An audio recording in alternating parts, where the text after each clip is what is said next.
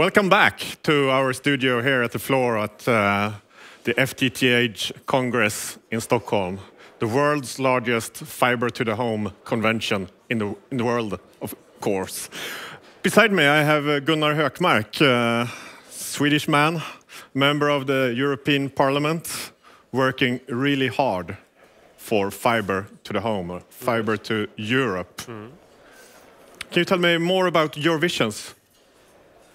Well, my vision is, in that sense, rather simple. I think Europe should be the best connected continent in the world, with the best speeds and the highest capacities. And the reason for that is very simple. If you have that, then your society and your economy will be the leading one. There is no single investment in the future that is more strategical than being best regarding internet and broadband capacities. This doesn't seem very clear for everybody in the world. We saw last year Nelly Cruz didn't give the telecom business that much money for fiber as they wanted. Why is it so hard to get there with this message? Well, first of all, it's not in first and a matter of public funding. It's a matter of the private funding, and in that sense I think we can see a number of successful regions of Europe and some that are less successful. But the important thing is wherever you do it, wherever you invest, overall it's extremely profitable industry. But it's also profitable for the society because it is increasing the amount of jobs by competitiveness, by efficiency, and by creating the scope of new businesses, new markets, new ideas, new services. This is the most dynamic sector of our societies, and they are influencing the society as a whole. But is it going slow or is it going fast, the rollout of I don't know. broadband? I don't know, because I think you can say both of it. It's going slow in some parts of Europe and rather rapid in other parts. But I think what you really can say it is whatever is going still too slow, because if we are to be the best, we need to be better than all the others. And I think a problem for a lot of Europeans, and this is not only about telecom, we are comparing too much with our past and with ourselves, and we are forgetting that we are living in a globalized world. And in Africa, mobile telephoning is increasing rapidly. In Asia, you have countries like South Korea, Japan, and China who are advancing all the time. And in US with the 4G generation, you have a number of developments. And if we are to match this, we have to be decisive. And I can't see any reason for not being decisive. So how could we get there? I think it is very much people in the industry, the ITC industry, in the telecom industry, they need to be more self-confident in the sense that they are not, when they are talking about their businesses, they are not talking only about their businesses. They are talking about how our society can improve and develop, how the logic of all sectors of our economy and welfare can develop.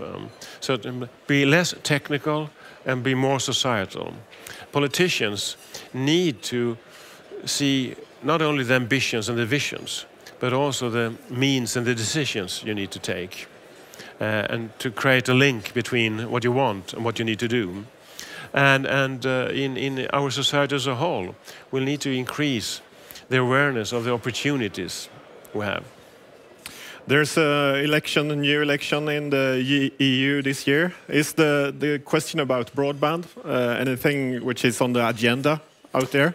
In the sense that the whole telecom issue is important, but I think that a good thing that also is a problem, that is sometimes the case, is that everyone agrees that we need to improve. So there is no difference on that, and that's good. But that makes also maybe the discussion a little bit too detailed or difficult to see the pattern of, because there are differences. If we are to go for the high ambitions, if we are to secure that there are attractive investments, if we are using the internal market, opening up the internal market for the digital economy, then all the investments will be much more easy to create. So I think there are huge political differences in the view of how to deregulate, how to open up the markets, where people as I and others are extremely pro opening up the European market, opening up our borders and securing that we can be in the lead regarding the internet. And this election will have substantial importance for the outcome in the future.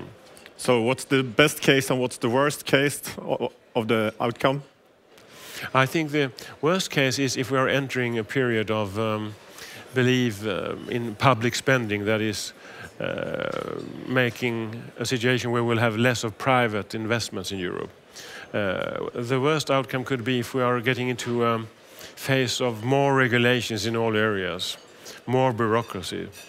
If I might be frank, my socialist opponents in every issue like this and others are always claiming that we can solve the problems with higher public spending and more regulations. I do not share that view. I do share that we need to get more room for the human factor, individuals of Europe. So we're in Sweden now. When it comes to fiber and broadband, Sweden is a country which many countries are looking at. Are you proud to be here and show up Sweden for the rest of the broadband Europe and actually the world? We have people from 84 countries here. Yes, I'm proud, and I think it's a fantastic, amazing thing that the FTTH has arranged this event here in Stockholm. It's a good opportunity for Stockholm and for Sweden to show. But it's also good inspiration for us to understand that also in other countries in the world, people are moving ahead. And I think this is not the time to be self-confident too much. We shall be proud of what we achieved, but we must also be tempted about what we can do in the future. So Sweden has more to do. We have more to do because the world is changing. Yeah. I talked earlier about today about the risk for believing in the snapshots. Oh yeah? You know, when you take a snapshot, you see something that is, it might be an ice dancer up, rotating. Yeah. But the snapshot gives you a very short view. You don't know if he or she is falling down or where she'll be in the next half seconds. And that's also the same thing for the ICT sector. It's moving very rapidly. And if we don't press ahead all the time, we will be lagging behind. The best today risk being lagging behind if we're not trying to be best tomorrow. And that requires efforts, decisions and visions. Are there any specific countries in Europe that are developing very well when it comes to these kinds of strategies, you think? I think overall the Nordic countries are developing very well. Which is a paradox because you could say that they are not having the same level of population as a lot of other countries. But the Nordic countries have been moving ahead very well, and I'm happy about that, of course, but I would be even more happy if all the rest of the continent were moving ahead fast, because regarding internet, the old rule, the more the merrier, is very true. And I think it would be an extremely good thing for the European economy and the European market in the European economy if all member states were moving ahead faster, and we all moved faster. Are there any good examples, except for the Nordics, that are moving ahead and doing a good job when it comes to... As I understand it, but this is always difficult to point. I think the Netherlands are moving ahead well. I think in Luxembourg, which is a small country, maybe easier, it's a good thing. Estonia and Latvia has made a huge achievement, not least Estonia, because Estonia is one of the most computerized countries. Their government was first to deal with computers and not documents and not paper. So I think we can look around and find good examples, all of us. Yeah. You had a speech earlier today, as you mentioned, you talked about the snapshots. Were there anything else specific you talked about at that? Well, I mentioned one thing that I'm coming back to, and that is when we're talking about speeds and capacities, that will be essential for the services of tomorrow, because the services of today wouldn't have been possible with the speeds and capacities of yesterday. They wouldn't have been possible. No. And if we want them to be developing here and not somewhere else, we need to have the capacities and the speeds of tomorrow. if we are to have the services of tomorrow. Yeah. So we need to see that if we are not expanding our ambitions, it will not be possible to expand the innovations and the growth in Europe. But it seems to me like you're talking very much about speed, and I guess that and today capacity. And capacity. Today it's only a few people that actually can get the high speeds. But when we talk at least about Sweden, Sweden is a huge country, and when we come out in the rural areas, it's very hard. What are your opinion about the rural areas? Where should we put the limits for them? What internet speeds? I think we should have as an overall requirement that 100 megabits for those who follow this. It's much more than we have today, but it will be relevant in the years to come. I think that should be the bottom level, and which you can reach via 4G, and you will do it via 5G in the future, and you can also reach it via other ways. So it's not only a matter of living in cities and towns. But I do also think this implies that we need to press on and combine the infrastructure of fiber optics, optic fibers, with other infrastructures. We need to do some digging in order to be more empowered as a nation. Yeah. So have you been around at the event and looking? Have you seen anything specific? No, well, I think that one of the themes that you can think about is that if you were visiting Congress like this 10 years ago, it would have been European and American brands dominating. Now we have a lot of Asian names. And that gives a sign on the change in a greater sense. It's a big picture. And it means that we have competition from everywhere. We have Huawei together with Ericsson, which is on their home street here. And you can see the same pattern. It's a market and a society that is expanding very much. And you can see that it's not only technology anymore, it's all the services and all the ways how to develop and distribute the services that it's about. It's quite amazing. I'm happy to have the opportunity to be here. We are very happy to have had you here for this interview, Gunnar. Thank you very much for coming. Thank you very much. Thank you. Thank you. And as I've said earlier, we're in the middle of the floor of the exhibition hall, and we are sending here live. And besides of this stream, we have 3 different streams talking straight from the seminars, where you can follow. And if you want to register and hear more see more from the seminars, you just register at FTTH Conference.eu. And with me now I have Nadia, who's been working really hard for this conference. Indeed, I have. I'm feeling very happy and also very tired, but I think this event has been very, very nice so far. And we have a lot of delegates who walk around with smiles, so I'm happy. When did you start to plan for Stockholm? Oh, we start to plan a long time ago. I would say more than a year ago. Basically, we need to already have decided where we are going the next year before we have the event. So, for example, I know already now that we are going to be in Warsaw in 2015. And so several months ago, I started already going there to visit some venues and meet some people. So it's a long-lasting work over time, which peaks up with the FTTH conference. Yeah, interesting. And it's really fun to have all of you here in Stockholm, which is my hometown. So you had a press conference yesterday. Indeed, yes. Yes, we did. And actually, it's a good thing that you are mentioning Sweden, as your home country, because there's a link also to what we announced in the press conference yesterday. It is the tradition that we invite journalists to the FTTH conference, and a lot of them come because we announce every year in February the ranking of the countries that have more than 1% penetration of their households connected as subscribers to fiber to the home or fiber to the building.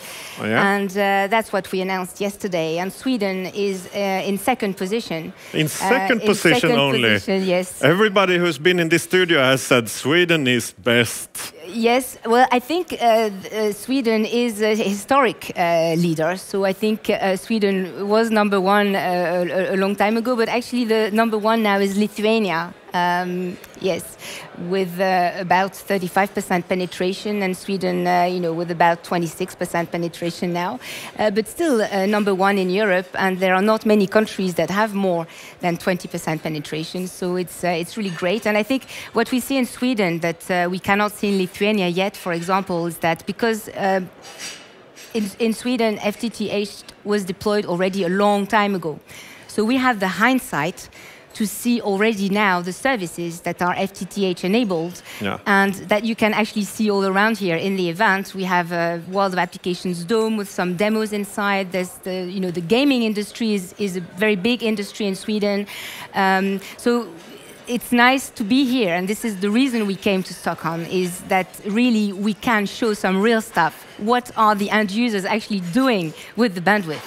And this is, the place to do that. Yeah, what has been the best services, showcase services we have been seen here? Actually, it's yet to come in a session this afternoon, I think. I mean, the one that I find, it's a fun service that is in the e-care industry. So we're talking healthcare then? Yes, you're talking monitoring of elderly people or chronically sick patients. It's called Giraffe, and it's a monitored device that actually follows the person around the home. And on the other end, on a computer, it's like a Skype on wheels. So you could the person stays at home and can be communicating with family, doctors, nurses, anybody could be on a computer just calling in to this moving screen. So it's like a companion also for the people who are sick but who do not need to be in a hospital. And they will be speaking this afternoon in one of the conference sessions. Yeah. But we have a lot of other demos, of course, in, for example, the entertainment industry. I talked about gaming, but also, of course, all the... as long as there's video involved, you need a lot of bandwidth, and, you need, for the interactivity, bandwidth also going up. So not just in the downlink, but also in the uplink. Yeah. And that is something that with fiber to the home, you can really, get some nice interactivity. There's applications also in we're talking about the connected objects in the home, and that is also for on demo here. Yeah. Lots of stuff. Yeah. You brought with your computer with statistics. Yes, it's basically just a ranking. So I said that we announced yesterday in the press conference the European ranking. Yeah. This is based on a market panorama which is prepared by IDATE, analyst firm, and you're actually interviewing a representative. They're coming to the studio after you. Exactly. So don't reveal too much now. Exactly. You will ask him all the questions you want about that, but just what questions should I ask you then? If I should ask him all the questions. No, just maybe giving you an overview so you see visually what I was talking about on the penetration rate, which you see is a real nice curve. But you see, of course, some countries are still below. The first line is 5%. So this first line here is 5%. And you see that there are still quite a lot of countries here, including actually EU 28, which means the average of the European Union is actually below 5% penetration of fiber to the home. So you Swedes don't realize this, but the rest of Europe, there's a lot of people who are that's what I thought. It's not connected yet at all. Except from Russia, it's very small countries we're talking about here. Lithuania, Sweden is a very, very, very large country, if you ask me, but at least geographic large. But we have a very few people, or 9 million people or something. Latvia, Norway, Bulgaria, Slovakia, Denmark. It's quite small countries. Yes, the larger countries like France is in the ranking and going up slowly. But for example, Germany and the UK, they are missing from the ranking, which means in those countries there is actually less than 1% of the people who are connected to fiber to the home. Why? So, they have made the choice of some other technologies.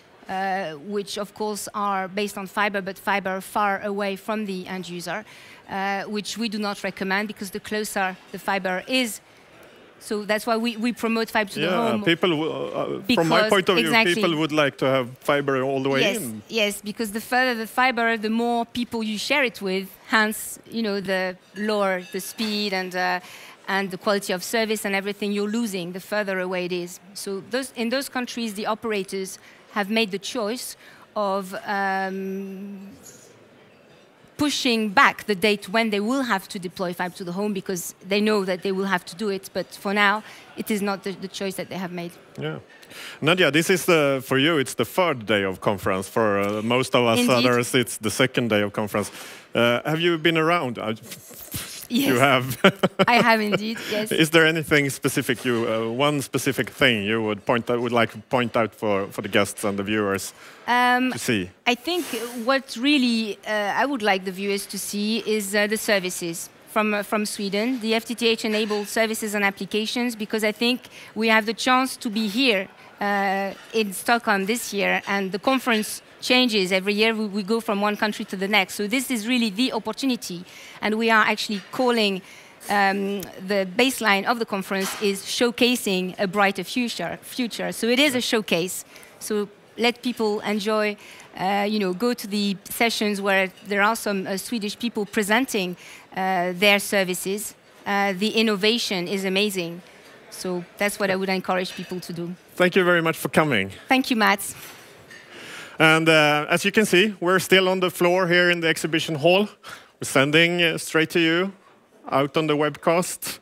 And we're talking about what's happening here on this place where almost all important people within the FTTH and FTTB business are hanging around and discussing, listening, and everything. And with me now, I have two new guests. I have Graham Finnie? Graham Finnie. Where are you from? London. You're from London, and what company? From Heavy Reading. Heavy Reading, that's heavy. Come closer, come closer. And then we have Roland, Montagne. Hi. From France. And exactly.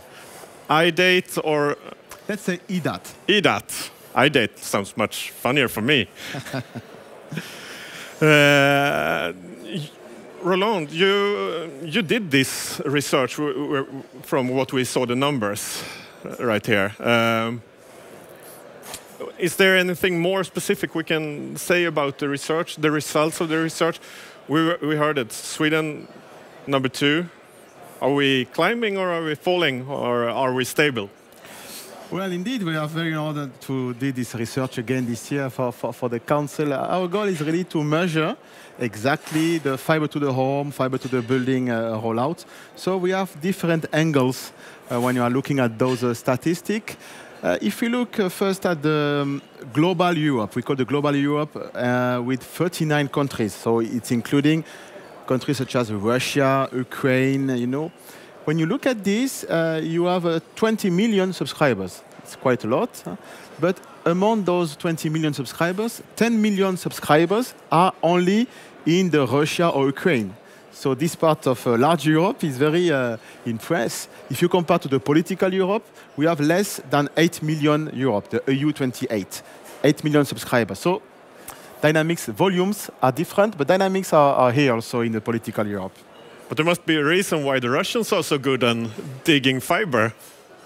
In Russia, most of the people are living in large buildings, in large MDUs. And while looking at the business model of fiber to the home, it's less costly to deploy in a big MDU, in a big building. So this is part of the explanation also of the success of fiber to the home in Russia, and also the bad quality of copper, because people did not experience until then great quality, as it is the case in Western Europe with the DSL, so they are rushing to fiber to the home. Oh, yeah? Graham, you're looking into the future. Mm-hmm. Will the Russians beat us, even for the future? Well, They're working harder than the Russia other is a big country, so it's defined partly where they are at the moment, what they're planning to do, and how large the country is. And Russia, by virtue of the fact it's the largest country in Europe that we're looking at, it's going to continue to be the #1 country by far.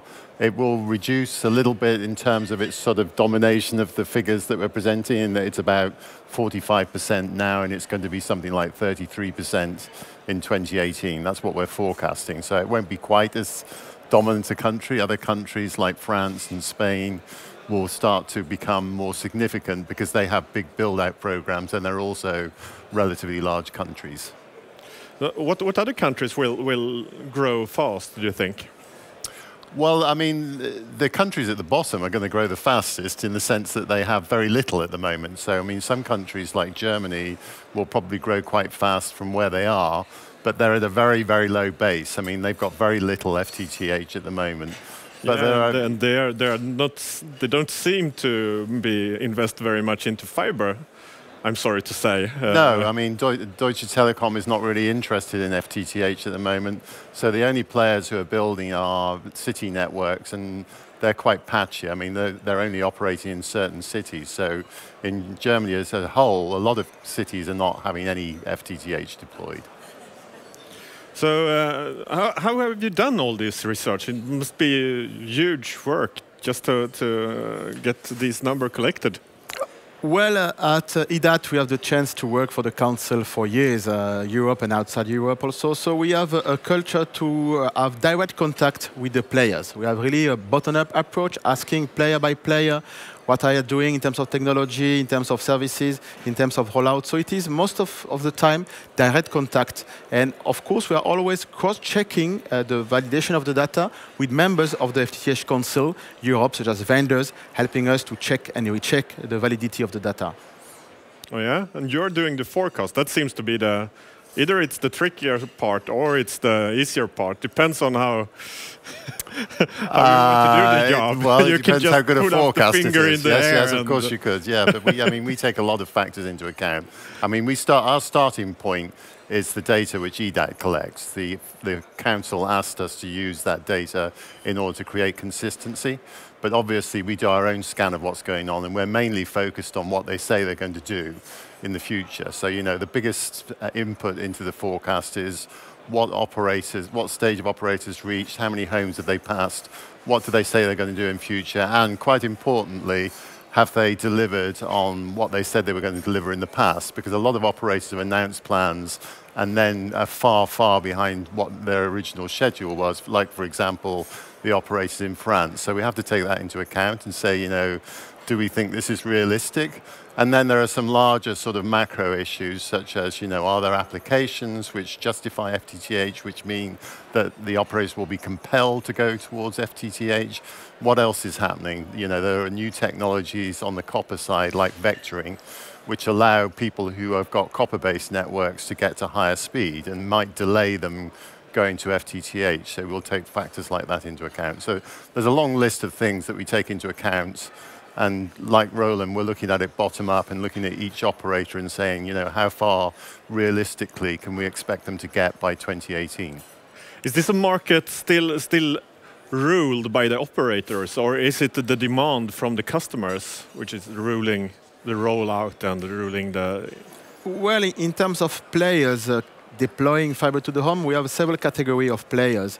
We have, of course, the incumbents operator. By the way, the dynamic has been accelerating because this year we have 15 incumbent operator in Europe deploying fiber. There was only 10 last year.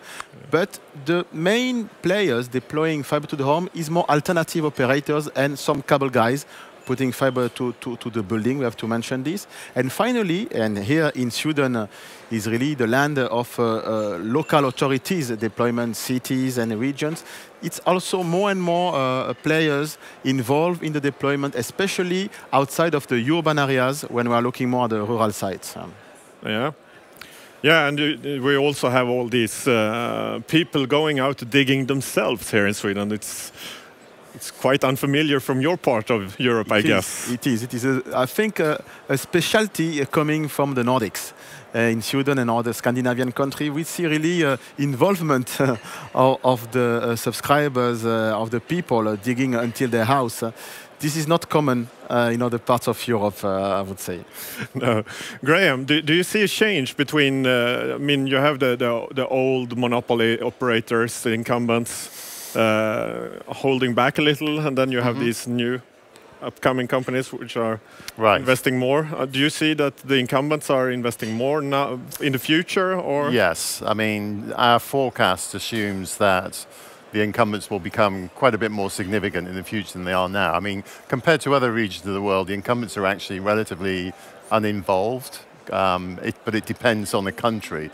But overall, they're responsible for something like a third of the deployment so far. We think by 2018, it'll be more like half of the deployed lines will have been deployed by the old incumbent telcos, but it's very variable from one country to another, and you know the situation in each country differs. So in some cases the driving factor is competition, particularly with cable MSOs. You know, as they start offering higher speed services, the telcos feel like they have to have something to compete with, and sometimes that means FTTH. And in other cases, as Roland said, it may be government or local municipalities who are really driving it, who say our city needs fibre, and that's the case in many of the Nordic countries. Yeah.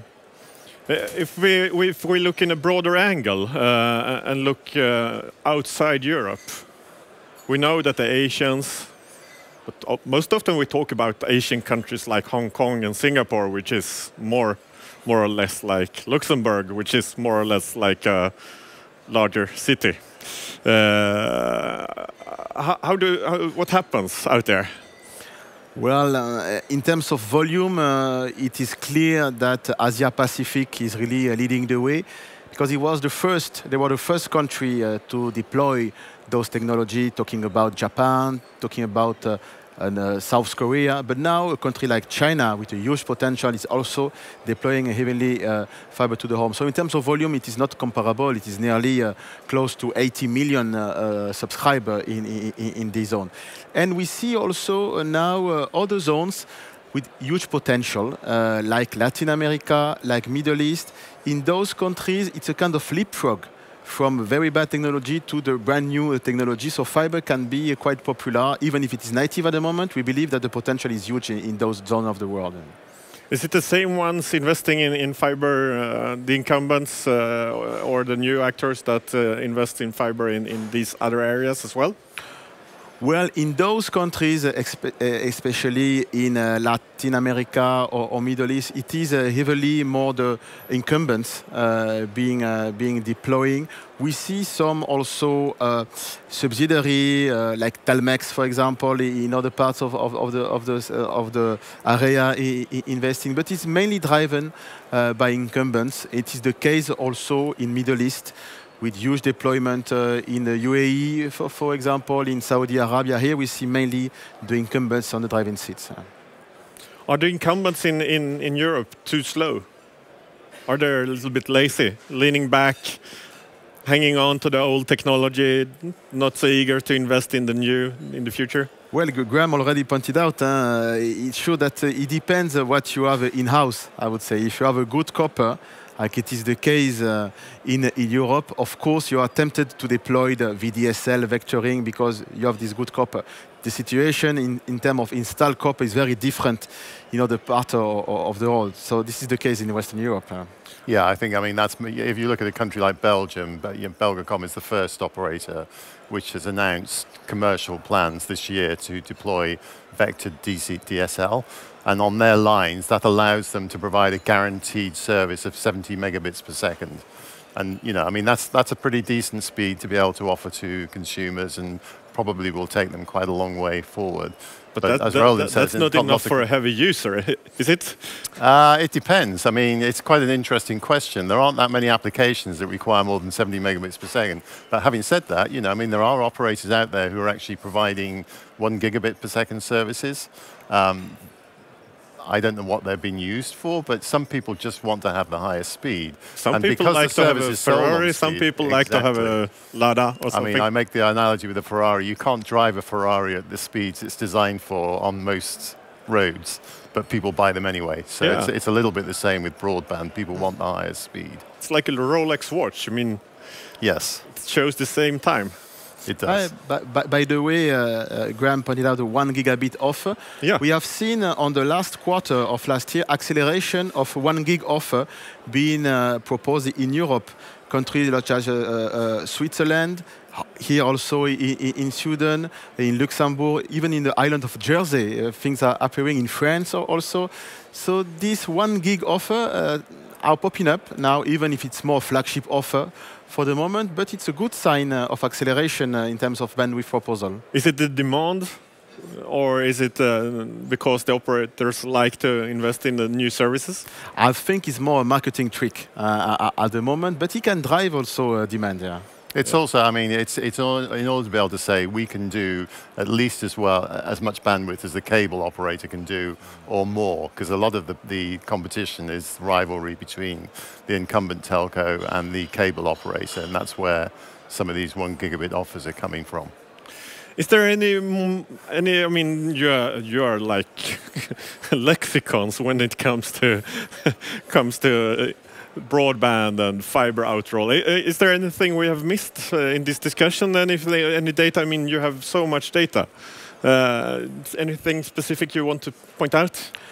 Well, maybe two points. What is interesting to be seen in Europe is that the commercial success is accelerating. I mean, the take-up rate, the people subscribing to fiber, we see a progression compared to last year. So it's a good point.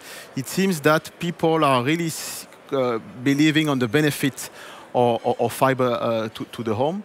Another point quite interesting, and here in Sweden is a good example, really think that to have a fiber rollout outside of the urban city, involvement of local authorities will be key, co-investment between the players will be key. So there are still things to be done by the governments, by the regulator, to allow this kind of action, because it will be needed to have to reach the goal of the digital agenda of the European Commission.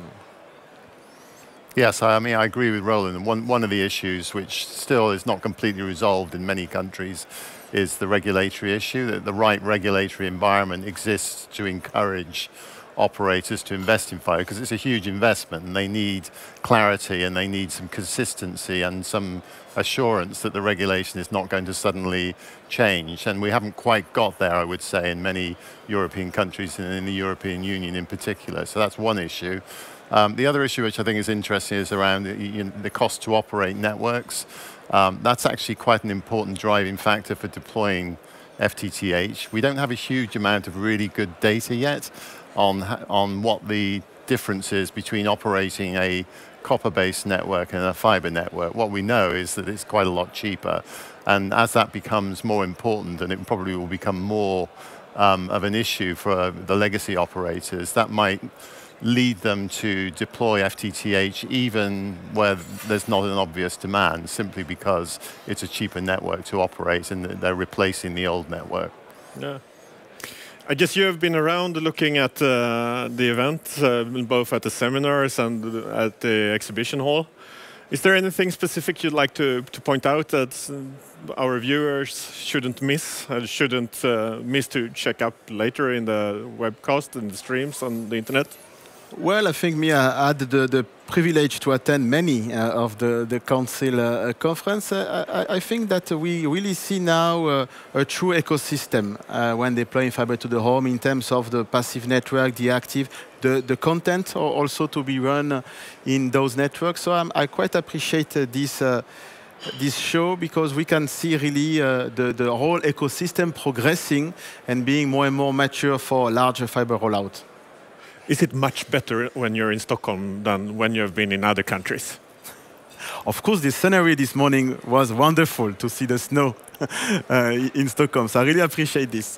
You appreciate the snow. You don't have a villa in Stockholm, I hear. I was out 6 o'clock this morning to shovel away that snow. Graham. Yeah, I mean, I think that, we are here in Stockholm, and the thing that I was most impressed with listening to is the way in which different cities in Sweden have come together and created a consensus around deploying fibre. I think that's very impressive. I wish it would happen in the UK. We don't have very much fibre to the home in the UK.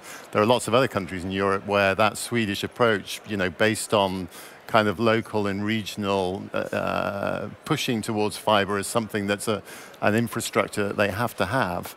I think that's a direction that many other operators should, or many other countries should go in. And some of the data that was presented in some of the sessions yesterday demonstrated that you can do that without actually placing a burden of taxation on citizens. You know, the presentation that was made by Stockab, for example, demonstrated that, you know, they were able to roll out a fiber network and make it a profit center rather than a cost center. So that was very impressive to me. Okay, thank you much for coming. It was a pleasure. To have you here. Thank you very, very, very much. Thank you.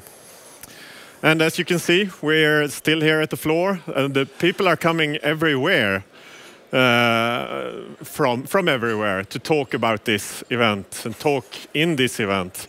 And with me now, I have the FTTH Council Europe president. Correct. And then I have one of Sweden's best experts on IPv6, V6. If you say so. Yeah, Patrik Fältström from NetNod. Thank you. So what's your impressions of this event so far? Well, I'm very happy with the event, all in all. For me, it's very important to see the members being happy, listening to them, exhibiting, meeting their potential customers and existing customers here, and they seem to be happy. And I'm also very happy to see a lot of the European and Nordic stakeholders here visiting. That was actually one of my concerns. Nordic countries are a bit far off, or people tend to see it that way. And the traveling here, it's also a mature market, could be, quite some steps to take. And well, I'm just happy to see that wasn't the case, and they're actually here, being very active, taking part of the discussions, meeting the exhibitors and everything. Were you ever afraid of, inviting all the people from Europe to Sweden, to your hometown, to show, you have been around Europe talking about Sweden, Sweden's so good, Sweden so this and that. And then, the imagine of everyone coming here, and they were like, oh, that's old. We've seen that. I think actually we see it that way ourselves. We think that everybody knows the thing we know. That isn't the case. I think I mentioned that also in my opening speech, that it's not old news. It's actually the thing that people are facing now in other parts of Europe. And no, I wasn't scared of it. I was proud taking them here, inviting them to our country to see what we have done. And even though we have done a lot, we still have a lot more to do. We can't just rest assured that we have done everything we can. We need to take further steps, need to be more active, even though we see a lot of projects and we have the business models, maybe things aren't settled and we need to take the race and the match to get there. Yeah. And I also brought Patrik here too. Yeah, as a delegate and very, into the market, into everything here. He can give his perspective. Patrik, you're traveling around the world almost all the time. You're at events like this almost every week. Is there anything special that struck you on this event? First of all, this is, as you say, I travel around to events like this, but very often as a speaker or moderator. At this event, I was only a participant, sit in the audience like both days. Of course, yes, I grabbed the microphone at one of the events, but I could not really resist. But to be a participant and really see what the conference was like, and I'm actually very, very happy that some of my the questions that are or issues that are closest to my heart actually start to get discussed, and I got a lot of questions from individuals and organizations that from my perspective have been a little bit confused on, for example, what do you mean by open? What do you mean by equal access? What do you mean by those terms? And I have been waiting for years and years and years to actually start to have a discussion about it, because I think there are disagreements, but you don't know what the disagreements are unless you really start to talk about the details. And I see that started here. I'm really happy. So are we in Sweden in forefront of these discussions, or are there other countries in forefront of the discussions? Other countries are further ahead than us. And that is, for example, just because we use terms like open network and broadband without defining them. And there are specifically two very different kinds of fiber networks in Sweden. One where the dark fiber as a wholesale product is available on equal terms to anyone that would like to access it. And then we have the other model where you have one and only one player that is activating the fiber, and you can get only what is normally called bitstream access. And these two models are so completely different and different business models, so I think we have made a mistake in Sweden to talk about these two as if they were the same thing.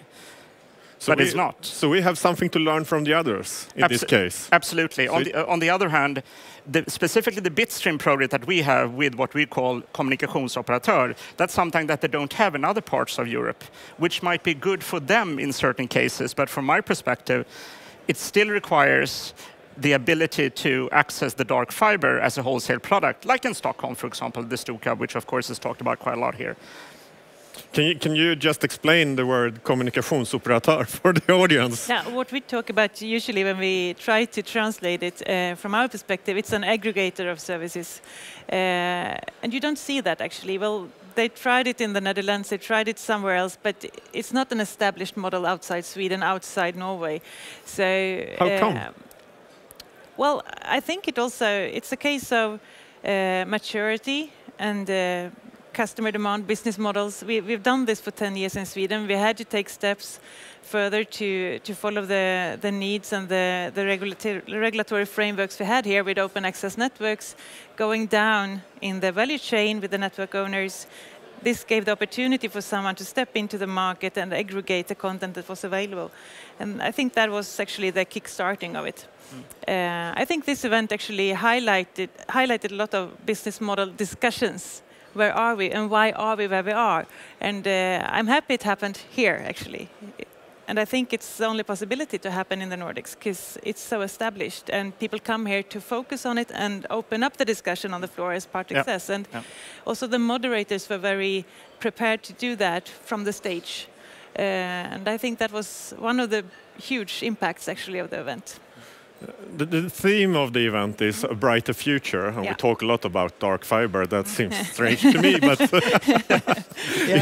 is there a brighter future, Patrik? Yes, have we seen the brighter future here? Yeah, I think so. For example, what I sometimes talk about the situations in some parts of Sweden which is bad, as Karin says, that's an indication that we are further ahead than the rest of Europe. But we need to learn and fix those mistakes, if there are mistakes, and then help the rest of the Europe to sort of speed up faster and not redo all the mistakes we had. Another thing I would like to point out was regarding brighter future has to do with all the statements about openness and the fight for an open internet, both from a business standpoint and competition issue, but also from a freedom of rights, from a human rights perspective, that we heard from the IT minister and also the foreign minister yesterday, that made very strong statements why Sweden have a view that an open internet will give a bright future. So also from a long-term sustainability standpoint from the society, I think there were very clear signs from the political level. Now, of course, all of us have to deliver, including the politicians, but at least we have some statements to refer to. I also think it was very refreshing, both yesterday morning in the big opening and this morning with the keynote speakers. They all addressed several topics like open internet, fiber deployments, we need it faster, we need it more, all these statements in such an event, and there were really strong messaging around it, and that really not only helps us, but it proves that the existing of our organization is vital, and we need to be there to further support and push for these messages. We need to be there for the local governments, for the local policymakers, for the operators, for the market and the end consumer. And I take that with me after this event, and we will definitely try to focus much more on that for the coming conferences and the new emerging markets on the eastern side of Europe. Yeah, there's people here from 84 or 86. 84 nations, yes. 84 nations.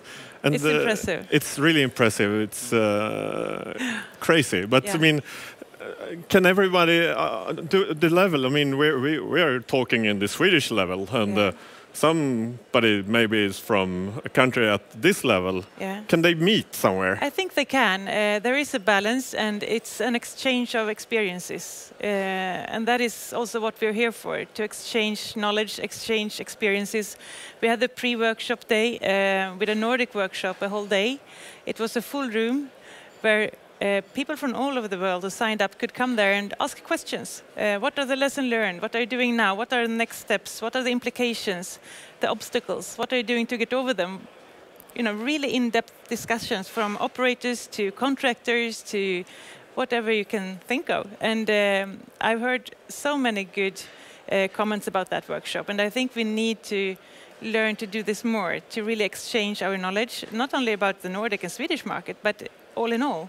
And of course, we try to focus a bit extra where we actually have our conference. But for sure, there are people or nations who do more than others. And I think there is definitely a learning curve for us to use that. Yeah, so to bring back to what Karin just said about so many issues being discussed, if you think about what fiber to the home, what the term means, it talks about the actual access to the household should be fiber. That's actually a very, very tiny and very, very narrow topic. But if you then look at what actually has been discussed here, everything from human rights issues, what is discussed in the United Nations, to business models for pan-European and pan-world ISPs, service models, TVs, new kind of gaming, like whatever, I'm surprised in a positive way over how broad the topics were. Yeah, what struck me is that it's very much talking about infrastructure. We had a discussion here about yesterday about the Internet of Everything. I think the topic was, and over and over again, we fell down to the dark fiber, to the infrastructure issues, instead of talking services. I think that's interesting and fascinating. It sounds so simple, you need an infrastructure, but it clearly shows how important it is to get it right from the start, to invest in it once and to do it right from the beginning, and to really make sure that you have a secure connection to the household or to the end consumer, whatever it is, businesses, households, public buildings. That is what it's all about, and we don't see that happening. Why? We're not there yet. It happens in small scale. Lots of projects everywhere, but it's small scale. And we need to scale it up. We need to push it out throughout Europe, because that is the only way to be a sustainable society, a sustainable Europe, competitive and attractive to the industry. So I think, first of all, people need to understand that they need sort of fiber or new kind of infrastructure. And they don't know that until they understand, for example, that the copper has too much water in it or damage and cannot be used. When you have a question of replacing it or do something else. That is one time when it might hurt. The second thing, of course, is when you need lots of capacity and you sort of need some fiber. But then you start to do the investments regarding fiber, and then you understand, wait a second, this is an investment that actually lasts for 40 years, and it's pretty darn expensive. And for the society, it's better to share that. So wait a second, now we come into infrastructure sharing and the whole wholesale discussion, and those are sort of new business models that need to be discussed, but they do not get discussed unless it hurts. So as long as you can use the existing infrastructure areas, you don't really have to talk about, like, take a bridge over between Sweden and Denmark, for example. It was sort of discussed that you really needed it, but it was not really built until it really hurt, right? So some of these things I think are discussed now regarding fiber, just because now we are in a sweet spot in time when people really see a need for a new infrastructure, and we are all trying from our different angles to find the best way of actually getting that established. Because if we're going to get fiber or new infrastructure to every place in Europe where we do have electricity, that takes some time. In Sweden, I think it took 150 years to get electricity to every household. And we are trying to do fiber to the same places in 20 years. Is it That's possible? a big difference. I think so. First of all, I think everything is possible, Mats. First of all, the important thing is to remember we know that we can have fiber to every place where we have electricity. In some parts of the world, luckily not Europe, they're working with the problem of getting fiber and IP internet to places which do not have electricity. We don't have that problem here. But to start with, we should not say, oh, we cannot have fiber over there because it's so far away. But wait a second, we have electricity over there, so it is possible. I guess there is much money to earn from getting fiber out there. We saw a Swedish report just last week about care of elder people, where the price of taking care of them fell down so much that it would finance the total fiber outroll of the whole Sweden in 10 years or something. And that is just the beginning, I think. Looking at the e-health perspective, of course, that's the focus for many of our municipalities. They have a huge aging population. We need to modernize our way to take care of the elderly and people who are in the healthcare system. That is just one of all the areas that we see applications coming and big savings to be made. And I think there is a big, I shouldn't say earning, but a big upside for the municipalities, for the public society as a whole, to look at what they can effectivize and push out there and make more, because they are usually the ones that invest in the infrastructure from the beginning. They should actually make use of it better. And I think we're taking the first steps. We see the first reports coming out. And that started like a year ago. We could see the socio-economical benefits coming up as a hot topic. And this is a spin-off from that. And we will see much more coming for the coming years. And I'm nervous about, for example, we take Sweden. If I remember correctly, a report from the other week say that Sweden has the highest urbanization at the moment in the world, that people move to cities, and we cannot sustain that. Stockholm cannot sustain that. We have been discussing the project of Slussen, I think, don't know how many years. So it's also on a macro scale, the urbanization that is happening to cities must be stopped in some way. And that means that we need to decentralize a little bit more, and that requires communication as well. Yeah. So we are already in the afternoon. This is the last day of the event. Yeah. I guess you have been around for a while looking at different parts of the different seminars and different parts of this exhibition. Is there anything special you would like to point out as the best success story or the best thing of the What I hear event? from the exhibitors, the best thing they appreciate with the Congress this year is the facility and the way it's built up. You have lots of spaces to meet and to discuss. You have a spacey area around the booths, so the customers can come and delegates can come and go, and you can really show them what you have in your booth. It's really appreciated with the seminars and the dark area with the Nordic lounge and everything. I think that also is a very nice theme that combines it all packages. Listening to the delegates, they really like the way they can talk to the speakers, listen into the seminars, walking around, get impressions to bring back, and they also know how to get more information from us in each topic, and that is an improvement from our side. This is also an improvement from our side. The first time we do the streaming, we try to share more of the knowledge we have and the content we produce during these days. So this is an important first step in many ways for us as a conference organizer. Yes, first time at home. Yes, no. This is actually, as Karin said, the spacious areas, a lot of places to sit, a lot of locations to have discussions. I think that Scandinavian Lounge, I think I had meetings there all afternoon yesterday. So some people say, oh, it's so far to walk, but that's actually a positive thing. I've been to so many conferences where it's crowded, it's noisy, you cannot sit down anywhere. It's a pain, and this is relaxing. I see people walking around being relaxed, and then of course internet access here works. So when you're not going to session, I can do my day job as well. So I'm actually feeling relaxed. I don't have 2 days of unread email like piling up and bad conscience. It's actually taken care of. Yeah. I'm really glad to have had you here. Thank you very much for coming. Yeah, thank you. Pleasure. Thank you so much. And that's all for this webcast. We'll be back later on at 3:45. Thank you so much for watching us.